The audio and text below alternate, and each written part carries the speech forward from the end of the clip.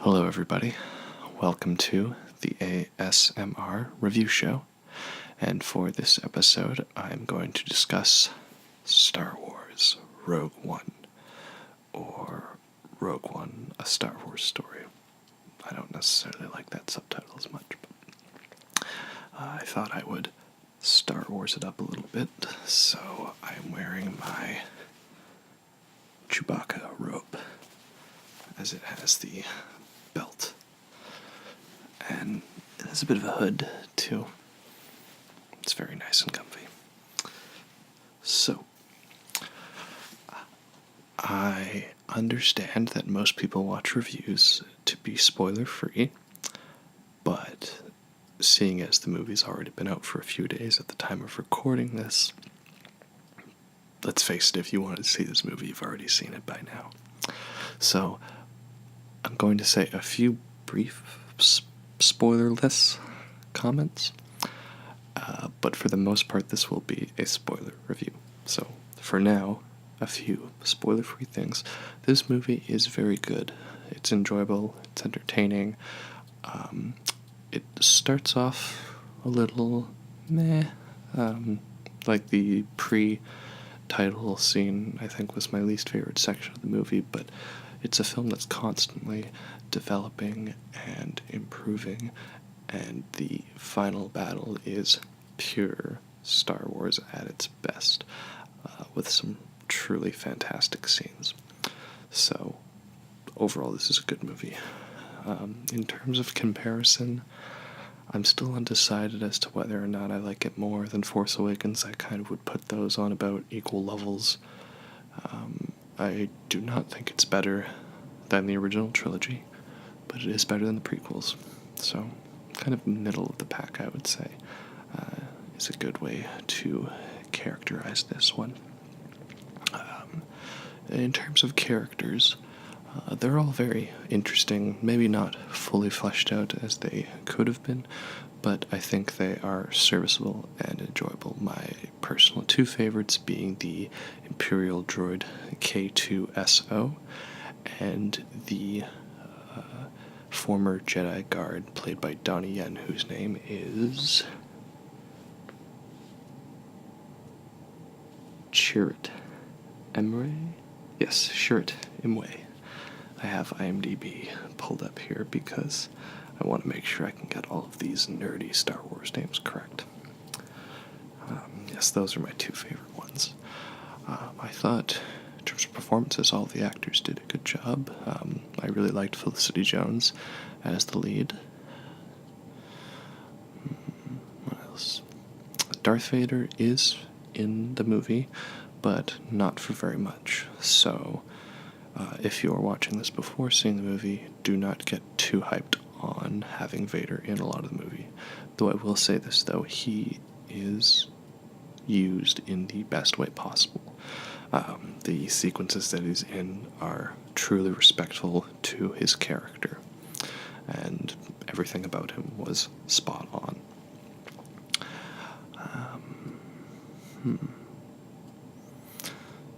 Other than that, I kind of really do want to get into spoilers just so I have free rein to talk without watching myself. So, I mean, I'll just say that if you're a Star Wars fan, then you should go see this movie. I think you'll enjoy it. I like the style. This did have a very distinct feel from other Star Wars movies. It doesn't have an opening crawl, and the score has a few variations on Star Wars themes, but it is not directly a part of that. Yeah. Anyway, I'm going to start going into spoilers now, so this is your final warning. Spoilers are inbound. I'm going to go into a lot of detail about this, so you should go see the movie. Are we good? Okay. Let's go into detail. So,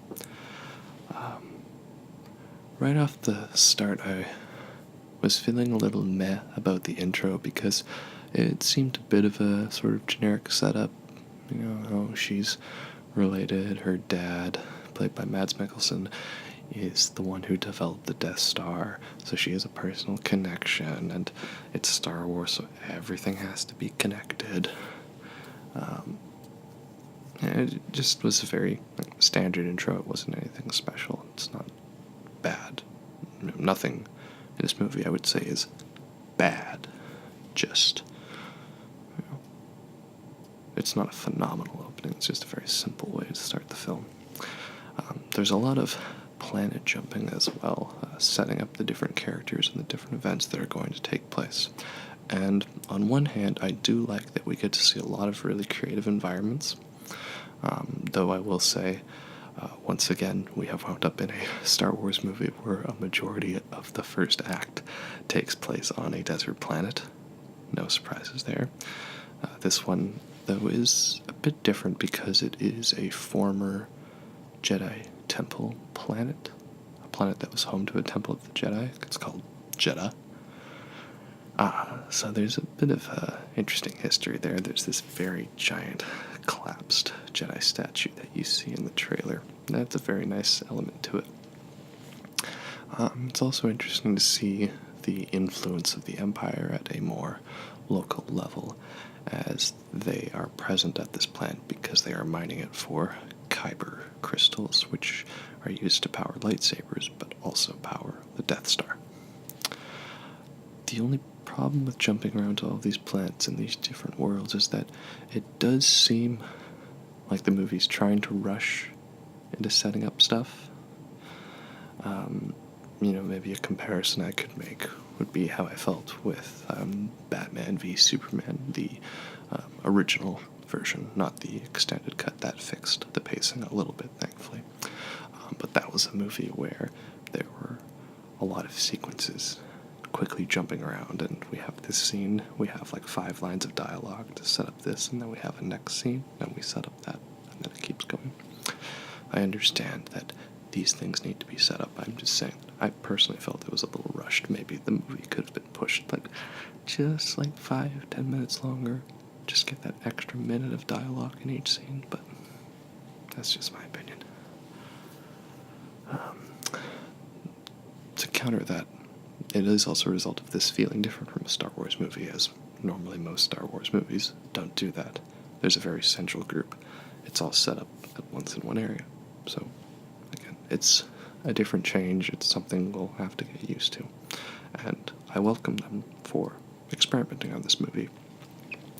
That was my biggest complaint with The Force Awakens, is that in a lot of aspects, I felt that the movie played things a little too close to the chest, a little too safe in nostalgia.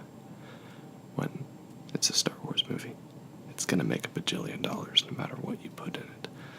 Maybe it might not make as much, depending on certain elements, but people are still going to go see it regardless. So, my biggest weakness about The Force Awakens leads into my greatest strength about Rogue One, is that all elements of nostalgia and fan service, for the most part, I felt were justifiable in terms of benefiting and adding to the story, rather than simply being there for a little wink wink, nudge nudge. There are, again, it's not perfect, there are a few moments like that. One in particular is on Jeddah, where the main characters, Jin and Cassian, are going through the town, and she happens to bump into 2 other characters, and those characters are the 2 criminals that Luke bumps into at the cantina in Episode 4, and then Obi-Wan cuts off their arm and kills them. And I believe their names are Dr. Evan and Pongo something. I love Star Wars, but I'm not nerd enough to know the name of every character if it wasn't said in the movie directly. But anyways, the guy with the weird nose and the guy who I'm pretty sure was referred to as Scott something in the Family Guy spoof Blue Harvest, they're in the movie for a second, and they pretty much have the exact same dialogue. It's a very brief moment, but I don't know, I felt I kind of rolled my eyes at that just a little. I get it, it's a prequel. Apart from that, though, I feel that almost every other reference or connection was necessary to set up and advance the plot. A lot of familiar rebel leaders are in the movie. There is Mon Mothma and Bail Organa. There is also the General Admiral, I don't know his rank, who is the one that briefs the rebel pilots in A New Hope. He explains the Death Star plans and sets up the final battle, and then also commences the overseeing of the trench run operations. I don't know if he's mentioned by name, but he's played by someone else in this movie, and I recognized that it was him. So, those additions all make sense. Those are characters that lead the rebel. A lot of the setup takes place on Yavin 4, which, again, makes sense. That's rebel base. So, that's all for purposes of the story, not just for fansploitation. Funny story, I actually, before I went in, I said to my friends that the last line that Bail Organa says will be something along the lines of having to go to Alderaan. Because then the audience will go, oh no, that means he's gonna die. He was on Alderaan and died. Which was never confirmed in going from episodes 3 to 4. I always just figured that was the case. But yes, that is. And he also adds in a line about having to find a messenger or consultant to help seek out a Jedi friend on Tatooine. And of course, in that case, he's referring to Leia and Obi-Wan. Though, one interesting thing that one of my friends pointed out, the way the line is structured is Mon Mothma asks, can we trust this consultant? And Organa says something along the lines of, yes, we can trust her. But the her can be misinterpreted to be referring to the Jedi, not the consultant. So one of my friends thought he was talking about Ahsoka from the Clone Wars, which I'm pretty sure that wasn't the intention of the line, and I hope not, because I would prefer that we're just keeping this as far away from Clone Wars as possible, though there are references to that, namely the character of Saw Gerrera, and also there are a few references to Star Wars Rebels.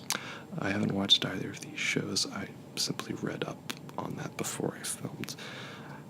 Apparently there's a ship called Ghost, or The Ghost, which is ironic because I'm wearing my Ghost shirt, but that is the very awesome operatic Swedish metal band, not the ship that's in the film. So, Saw Gerrera's character, he was interesting, but I kind of felt he was underused. He's not in the movie much, and he dies quite early into the film. And that brings me to the topic of reshoots. But first I want to say the hentai scene, that was a little weird. It almost seems like it's a part of the Star Wars checklist to have a random scene with a weird alien monster that is not necessary for the plot and could have been taken out. We had this with A New Hope with the trash monster scene. If you were to remove that trash monster, the movie continues as normal. There was the Rathtars scene in Force Awakens. Han Solo didn't have to be met on a smuggling ship with that encounter. And now we have this tentacle monster to read minds. I've read some speculation that the character of Bodhi, yes, played by Riz Ahmed, I've read that his character may have actually been intended to have been more crazy or have a smaller role in the film, and that he was added to more screen time. And what I also did is I went back and watched the trailers for the film, and there are a lot of shots in the trailer that were not in the final cut. Some of them may have been deliberately. This is directed by Gareth Edwards, whose most recent film before this was Godzilla, and there were scenes that were intentionally made to show Godzilla alone, not him fighting the monsters, Mutos. I remembered the Mutos. I thought that was clever. You didn't give away the twist of the movies, but you still showed some cool sequences. Some particular ones that stood out to me. Maybe I'll add a few screenshots for you here. First of all, the line that I know some people critiqued Jyn Erso's line, "This is a rebellion, isn't it? I rebel." That line's not in the film. I'm not even sure if her line to that one general, "Yes, or just her showing the sign of obedience, was in. But then again, that does change her character a little bit. There is a shot of Orson Krennic, who is played by Ben Mendelsohn. He was in The Dark Knight Rises as Daggett. There's a shot of him walking along the beach on the planet at the end. Is it Scarif? Scarif, I believe. It's closer to sunset. He's walking along, and there's just dead bodies in the water. It's a very ominous shot. That isn't in the film. And then there's two other sort of more action sequences. The first is Jyn, Cassian, and K2SO. They're running along a hallway being chased by Imperial officers, and you can see that Jyn is holding an item, which in the movie, that's the Death Star plans. And then one of the last shots of the trailer is all of them running towards the AT-ATs, and she's also holding the plans. And those events don't occur in the film. They get the plans by climbing this tower of archives, and then they climb to the top, from which she transmits them. So, I'm not going to let the fact that there are reshoots impact my opinion on what I have seen. I'm going to judge it by what it is. However, there is a small part of me that wishes I could see what was reshot and what was changed, and I kind of always feel this way. I like to dive into the artist's mind, and the best example of this would be Alien 3. A movie which has a assembly cut made as close to the director's vision as possible, which drastically changes the tone and ideas of the film.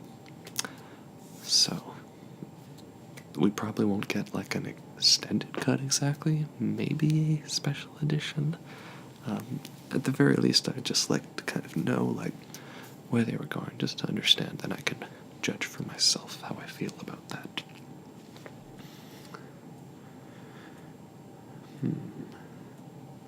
I know some have also speculated that the role of Darth Vader was added in reshoots, and it could be. I'm not sure, but regardless of all that, though, Darth Vader is absolutely perfect in this film. He's only in 2 scenes, one in his Barad-dûr Lord of the Rings epic evil villain castle fortress on Mustafar, pretty sure. Of all the planets, they always give us the names except for the one time when I wanted to know if it actually was or not. Maybe we're just meant to assume that. And his second scene is where his Star Destroyer shows up just as the rebels are trying to escape. It's really great too. His ship just shows up right as the rebels are about to escape, and several of the ships just smash into it because it appears out of nowhere. And he gets his boarding party. They get aboard Admiral Radis' ship, and it turns into a horror movie for like 2 minutes. It's great. It's almost like something out of Akira. There's a group of rebels trying to get the plans onto the Tantu 4, which is attached to the ship, and the door that they're trying to get through just closes, so there's only like a little crack, and they're banging, "Please, let us out." And then the lights go out. You hear the, "Oh, bad, oh, bad." And then, bam, Vader's lightsaber clicks on, and he's standing there in the dark with his lightsaber, and he just starts slowly walking like a horror movie villain. He's using his lightsaber, he's deflecting all of the blows, He's force choking people, tossing them around, and the rebels just hand the plans through the door, and he gets a lightsaber through the door. Like, it is an incredibly badass scene. So, regardless of whether Vader was added in post or not, he's used absolutely perfectly. In his first scene, he's menacing. He's got that sort of smug, holier-than-thou attitude. And just seeing like his castle, this fortress, that's really interesting because that was an original concept that Lucas had for The Empire Strikes Back. And then just seeing him go, this brings me to my other point, and it's something that, regardless of every criticism I have about Rogue One or The Force Awakens, these movies truly feel like the extended universe, at least what we thought it was. Because I know that most of the EU is now considered legends, so it's not that it's not canon, it's like an alternate universe, sort of. It sort of happened. But I still feel that they're taking elements that were a key part of that and incorporating them. This is a mild spoiler for one of the book series, and it didn't really have a name for this series, but the first one was called Betrayal. It was a 9-book series that took place 40 years after Return of the Jedi, and it became, in Star Wars universe, that Han and Leia had 3 kids, twins, Jaqen and Jaina Solo, and a third boy who was not part of the twins. He was younger, and he was named Anakin. And the plot of this 9-book series was that Jaqen was eventually turned to the dark side, and that his twin sister Jaina had to become strong with the Force to be able to defeat him. And I felt that there were elements of that I found present almost in the relation between Rey and Kylo Ren, and I'm hoping that will go further in Episode 8. And then with Rogue One, seeing these space battles, this style, this war movie-like aspect, along with Darth Vader showing truly how powerful he is and having all these extra locations, that felt like something out of an EU novel. And again, regardless of any criticism I have, they've captured that tone for me, and that is a success, in my opinion. Let's see, I have a little list here. Things, characters, shoots. I guess one other point I want to brought up is I know that some people have made criticism for the fact that we've had 2 Star Wars movies in a row with a female lead. But what's interesting is, I think it was Chris Stuckman who brought this up in his spoiler review, maybe. I did just watch a few reviews before filming this, so I might blend them into one or end up restating stuff. Sorry. And that is that I felt that the only scene in Force Awakens, which was the whole prove she's a tough girl scene, was the bit where Finn was going to rush in to save her, and she handled herself. And that almost exact scene happens in Force Awakens, where Jyn defends herself from a few stormtroopers after Cassian thought he was going to go in and help her.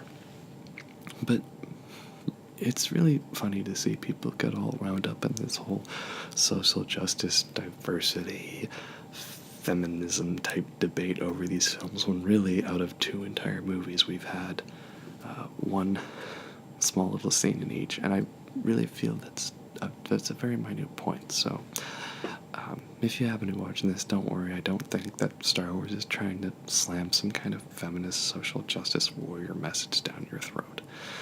I mean, if it was, then there would be constant references to something like, oh, young lady, you can't handle yourself, let the guys do this, and there isn't anything like that.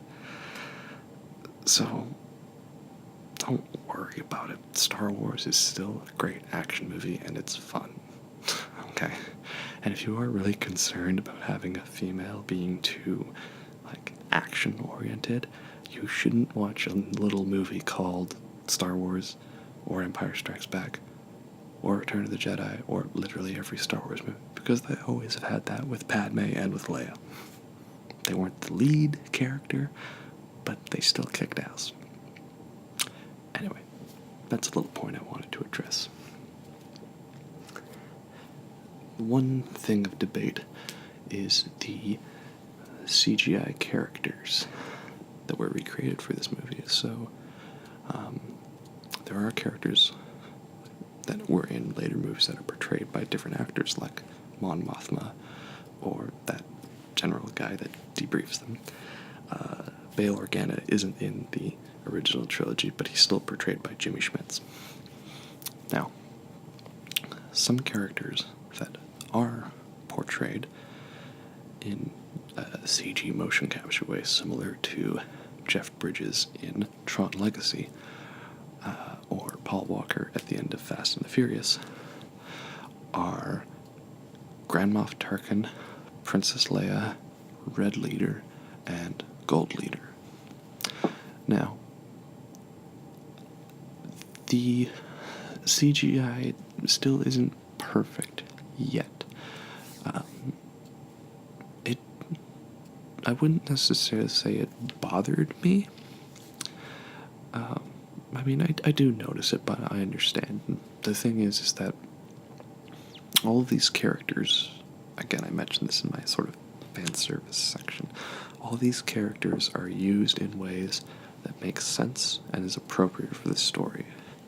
I like this idea that Grand Moff Tarkin is trying to vie for more control over Orson Krennic. He is more powerful, and he wants to be even more powerful. It's interesting to see these different sections of the admirals and the Empire almost collaborating against each other. It's almost similar to the governmental idea that different government agencies, they are working with each other, but they want to have the most influence in the end. It's almost paradoxical. You're all on the same side, right? So that was a really good aspect. Did he have one or too many scenes? Maybe. And again, the CGI is perfect. For me, it's always the mouth. We're really good at rendering just a blank CGI face. And eyes, nose, that's all good, but the mouth, the uncanny valley, it just stretches a little too much. Especially in motion capture video games like Heavy Rain, Beyond Two Souls, or Until Dawn. They're all great games, but the motion capture, if you've played those games, you know what I'm talking about. It gets a little uncanny valley. So Princess Leia is in the very, very end of the movie, and she only has one line, and I thought it was pretty good, again, until she opens her mouth. But again, that makes sense. That's a fitting end, a fitting send off, and having Gold Leader and Red Leader who've died in the trench run in A New Hope, having them here, that's a nice little touch. I thought that was cool. That was good fan service. That was good references. So I understand that they need to, perfect the technology in some way, and they're getting pretty good at it. That will be really interesting to see how that develops down the line.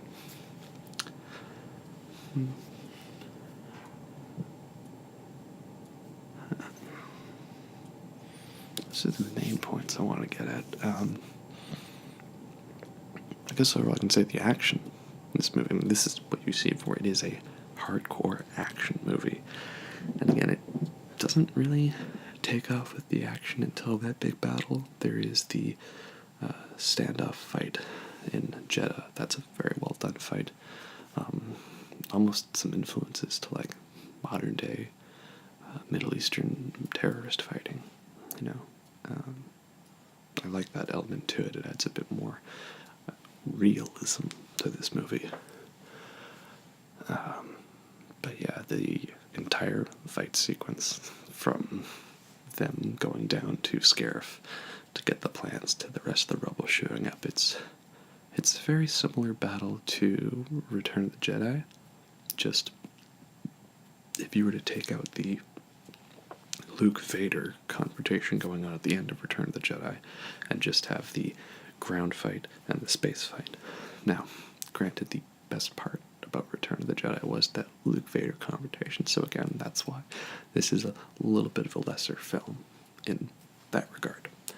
But the space battle is great, classic Star Wars all the way. The ground fight, it's fantastic. Like, when it gets down to it, I had a few expectations for Rogue One that were just simple personal ones, and that is I wanted the droid K2SO. I wanted him to be very different from regular droids. I wanted him to have that comedic element to him, but also to be a badass killing droid, which he was. And I wanted the characters to have an emotional death sequence. I didn't necessarily want this to be a happy ending, because I think, you can afford to do that. And they did that. Every character has their own emotional death. It's almost like a Halo Reach kind of ending where they're all trying to, out-emotion each other. And I wanted this war to feel like every character was contributing in an important way. So you have Bodhi, who's trying to rig up the communications. You've got Baze and Chert. They're leading the squad, running around. They're dealing with AT-ATs. They've got air support coming in. There's a almost Full Metal Jacket like sort of furry alien creature, and he's on the turret sniping at the AT-ATs. Then you've got Cassian and Jin and K2SO infiltrating the base and trying to find the plans. So, that element nailed it. I want to go out and just go see the movie again, just to see those battle sequences again. And I want to watch A New Hope, So, yeah, they absolutely nailed it on that. The only sequence throughout the movie that I guess I mentioned, the beginning scene I wasn't the biggest fan of, and it's a minor nitpick for me, I guess, and that is when they're on Egden, the planet that is meant to be inspired by LV-426 from Alien, because Gareth Edwards really loves that movie, as I do as well. I'm not going to bother looking it up right now. You know which planet. The one that was the research facility that Galen Erso was on. The only nitpick I had is that, so Cassian, he is going to go and he's going to assassinate Galen. And it's definitely a dark idea, and I like that we were seeing that side of the rebels, the do whatever it takes to get the job done. It's not something that is part of the Jedi ideology, which we've been following for all the other movies. The only issue I had was that, I understood why that was done. Let me make that clear. It's that he's going to shoot him. He has a change of heart. And then accidentally the X-Wings come in and they shoot and they accidentally kill him. So it was just kind of, for me, it was a screenwriting, ultimate, convenience tool. We get to have Jin upset that her dad is dead. We get to have her mad at Cassian for attempting to kill her dad, but not actually doing it. And we don't have to create this moral ambiguity with Cassian. We knew he wasn't going to do it. He didn't, actually. It's not like he was still going to. And we don't necessarily have to point the blame at anyone, just he accidentally got shot. So that was just a personal gripe. I thought it would have been more impactful if maybe he was somehow trying to assassinate Krennic, but then through a circumstance of events accidentally shot her father, because she was already suspicious that he was going to, so then he would have to explain that. But I don't know how that necessarily would have been set up. That's just my own personal opinion on that. Anything else I had missed on my list? I don't think so. Let's get to some final thoughts. Final thoughts. So, this is a really good movie. I like that it's a side of Star Wars we haven't really seen as much before. It does give me hope, ironically, for other spin-offs. I'm going to play devil's advocate here a little bit, get a little cynical though, and that is for me, the lasting impact of this movie. Why does it exist? And it's the point I realize I haven't addressed yet, and that is that the main sort of idea of this film is that Galen Erso, Jin's father, who helped construct the Death Star, complied because he knew if he developed it, he could find a way to sabotage it from within by creating a weakness. And this is the biggest plot hole joke in almost all of cinematic history, the idea that the Death Star had a video game weak spot, right? The glaring flaw that you're supposed to shoot, the exhaust port that Luke shot through to destroy the Death Star. The idea of this film is that that was an intentional design because he knew that if you could get that information to the rebels, they could hopefully find a way to destroy it. Now, I think that is a brilliant, genius idea, something that it's so obvious I'm surprised it took us, nearly 40 years to get to that idea. That's great.